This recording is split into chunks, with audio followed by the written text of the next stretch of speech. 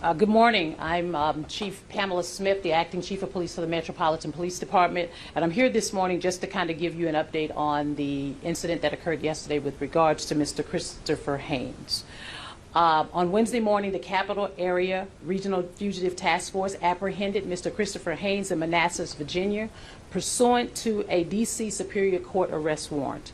Mr. Haynes waived his right to an extradition hearing and was brought to MPD's homicide branch to be booked and processed in connection to the murder of Brent Hayward that occurred on Saturday, August 12, 2023 at approximately 10:45 a.m.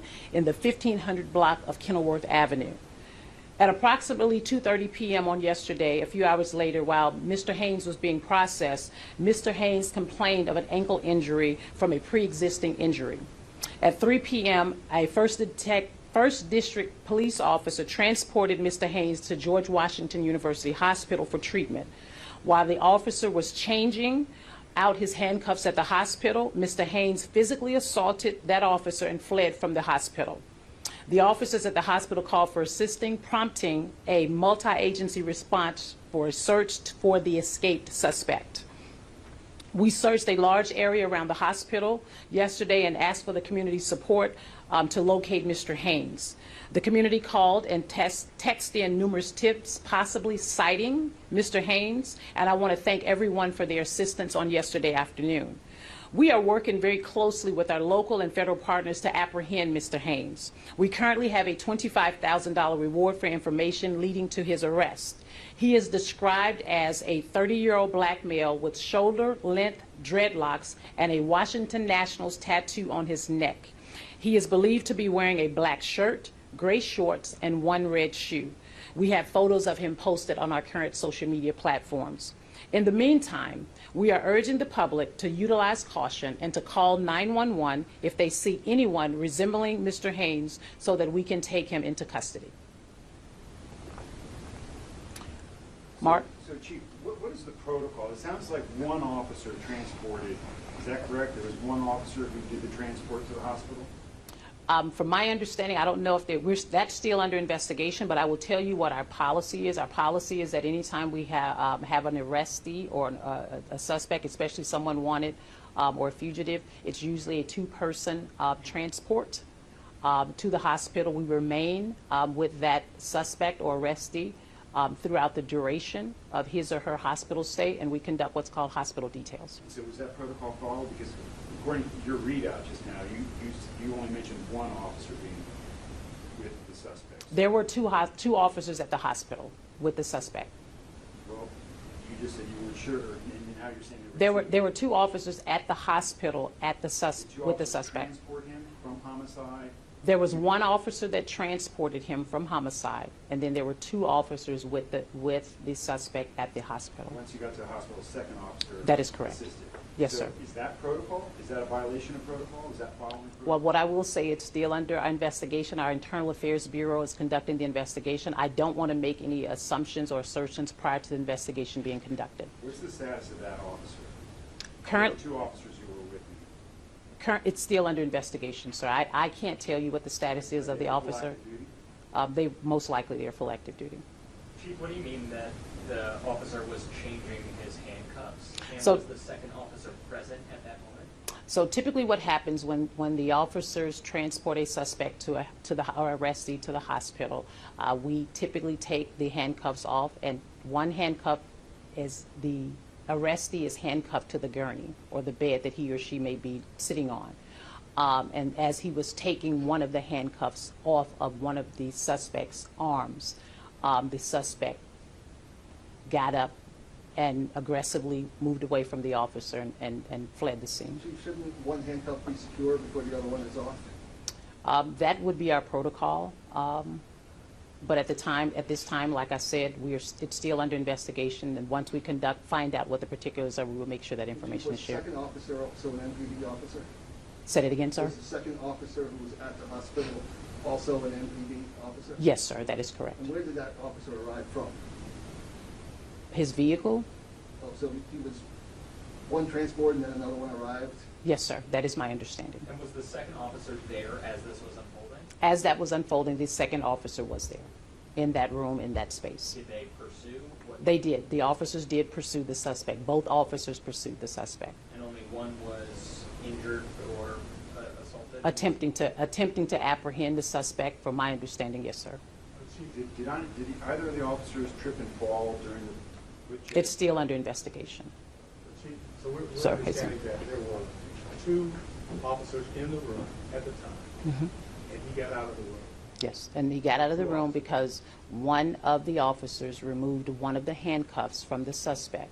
The suspect was not securely, from my understanding, secured to the gurney. Again, it's under investigation. As soon as we have the opportunity to review all of the particulars with regards to the case, we will make sure that we share that information. This is semantics a little bit, but when a suspect, is it DC policy that when a suspect is handcuffed to the gurney, is there a requirement that there be 2 sets of handcuffs present to secure both hands to ensure that they are attached to the bed? That is a bit of semantics, and that is not my understanding of how the policy works. So the policy is that there's just one hand cuffed to one gurney, and you're saying that during this change is when this incident happened? As the officer was attempting to secure the prisoner to the gurney, that's when the interaction took place, although the handcuff was not secured to the gurney. When was the last confirmed sighting of Mr. Haynes?